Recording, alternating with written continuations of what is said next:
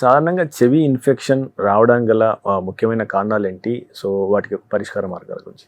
చెవిలో వచ్చే జబ్బుల్లో 100% ముక్కు ద్వారా వస్తాయండి. ముక్కులో నుంచే ఇన్ఫెక్షను చెవిలోకి వెళ్తుంది. చాలా రేర్గా చెవిలో దానంతట దానే జబ్బు తయారవడం అనేది లేదు అనే చెప్పుకోవచ్చు. ఆ 10%లో కూడా కొన్ని చెవిలో ఏదో పిన్నీసులు లేదా ఏది పడితే అది తాళం చెవి ఏది పడితే అది పెట్టుకుని క్లీన్ చేసుకునే అలవాటు కొంతమందికి ఉంటుంది. ఆ విధంగా చెవిలో కర్ణబేరికి డ్యామేజ్ జరిగి నష్టం జరిగి కర్ణబేరులో హోలు పడడం వల్ల చెవిలో జబ్బు రావడం జరుగుతుంది.